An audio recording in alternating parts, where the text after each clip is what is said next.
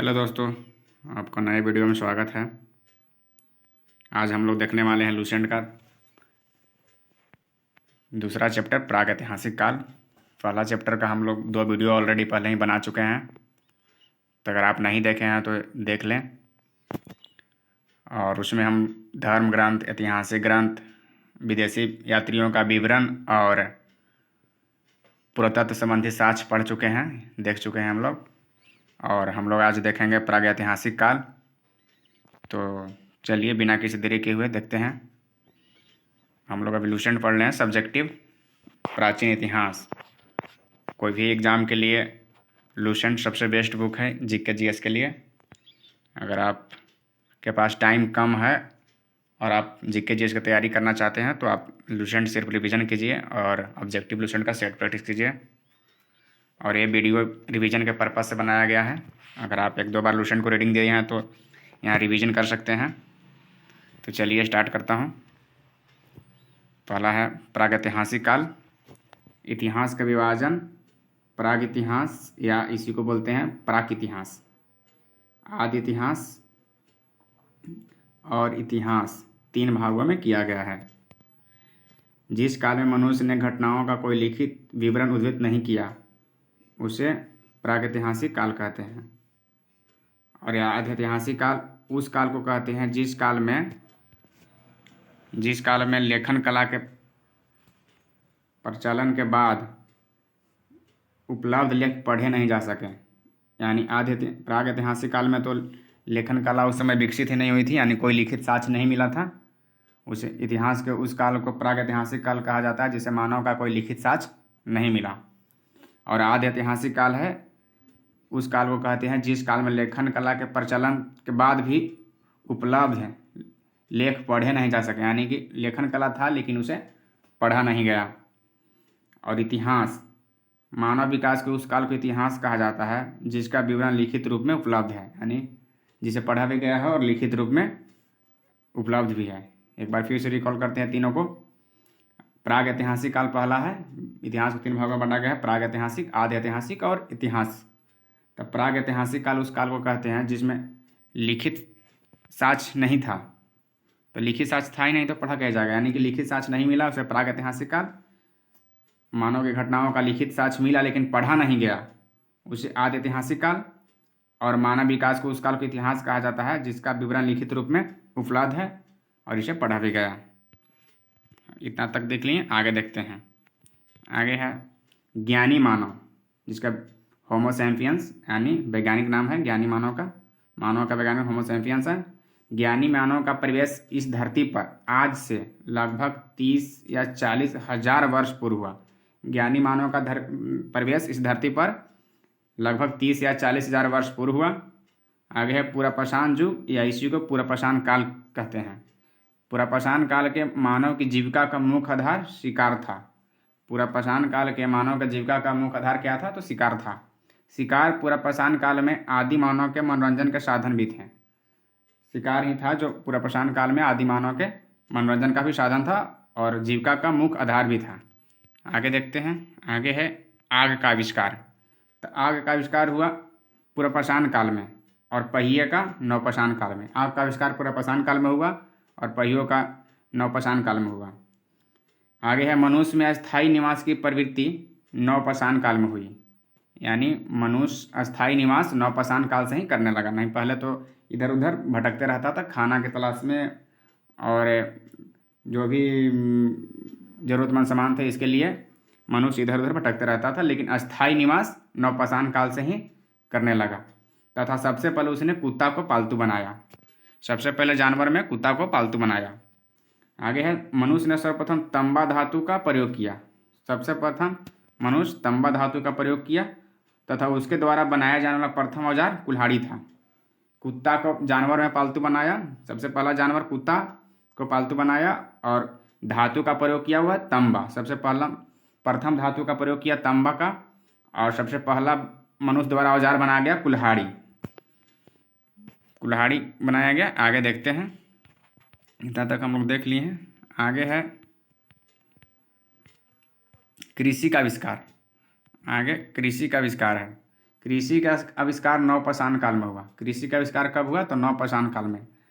प्रागैतिहासिक अन्न उत्पादक स्थल मेहरगढ़ पश्चिमी बलूचिस्तान में स्थित है। यानी प्रागैतिहासिक अन्न उत्पादक स्थल जो मेहरगढ़ है वो पश्चिमी बलूचिस्तान में अवस्थित है। कृषि के लिए अपनाई गई सबसे प्राचीन फसल गेहूं एवं जौ थी। कृषि के लिए अपनाई गई सबसे प्राचीन फसल गेहूं एवं जौ थी, लेकिन मानव द्वारा सर्वप्रथम प्रयुक्त अनाज चावल था। कृषि के लिए तो अपनाई गई पहले सबसे प्राचीन फसल गेहूं और जौ थी, लेकिन मानव द्वारा सर्वप्रथम प्रयुक्त अनाज चावल था। आगे है, कृषि का प्रथम उदाहरण मेहरगढ़ से प्राप्त होता है। कृषि का प्रथम उदाहरण कहाँ से प्राप्त होता है? मेहरगढ़ से। और कोल्डिवा का संबंध चावल के प्राचीनतम साक्ष्य से है। कोल्डिवा का संबंध है चावल के प्राचीनतम साक्ष्य से। आगे है, भारत में पूर्व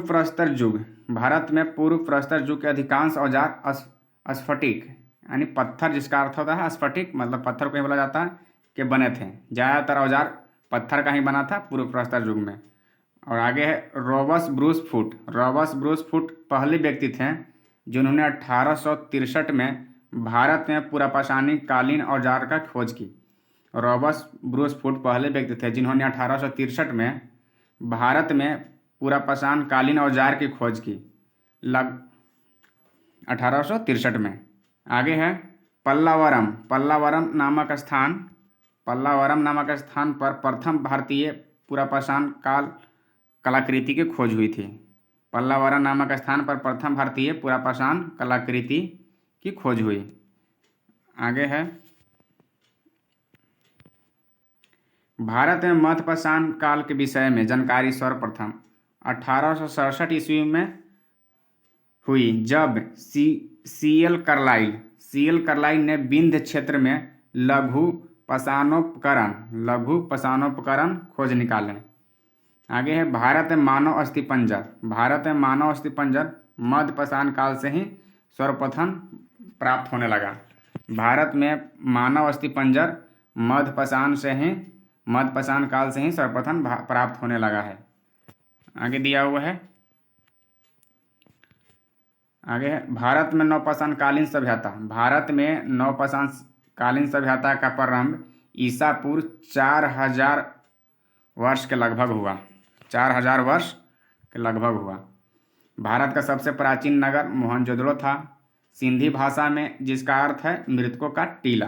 भारत का सबसे प्राचीन नगर मोहनजोदड़ो हुआ, जिसका सिंधी भाषा में अर्थ होता है मृतकों का टीला। आगे दिया हुआ है, असम का श्वेतभ्रू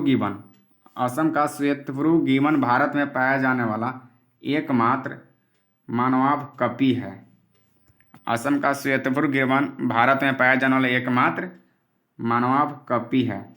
आगे है, इमाम गांव ताम्रपाषाण युग की एक बड़ी बस्ती थी। इमाम गांव क्या था? तो ताम्रपाषाण युग की एक बड़ी बस्ती थी, जिसका संबंध जारवे संस्कृति से है। इमाम गांव का संबंध है जारवे संस्कृति। आगे है, भारत में शिवालिक की पहाड़ी से जीवाश्म का प्रमाण मिलता है। भारत में जीवाश्म का प्रमाण शिवालिक की पहाड़ी से मिलता है।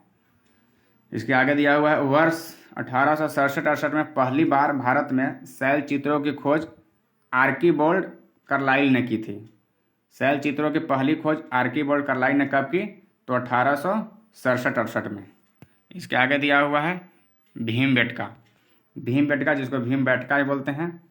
भीमबेटका गुफा पुरापाषाणिक आवासीय पुरास्थल है। यह आदि मानव द्वारा बनाए गए शैल चित्रों और शैलाश्रयों के लिए प्रसिद्ध है।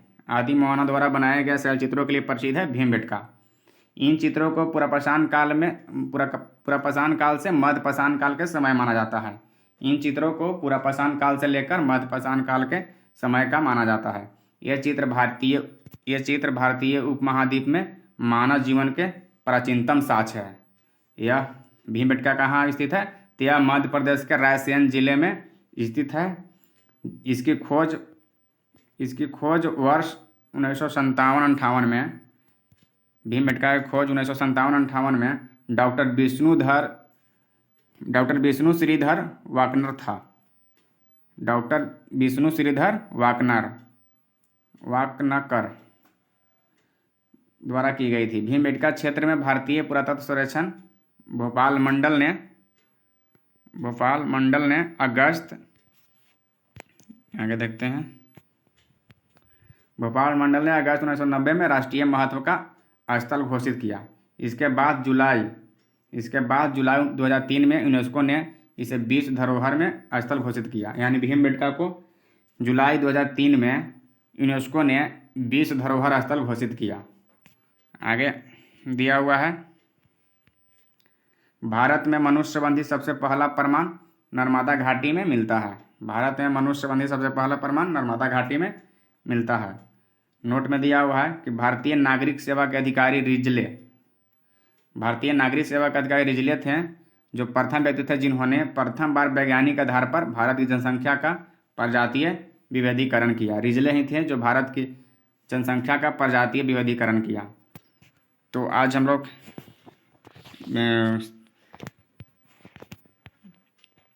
प्रागैतिहासिक काल देख लिए। इसके आगे सिंधु घाटी सभ्यता का 2 वीडियो लाऊंगा, छोटा छोटा रिवीजन के पर्पज से।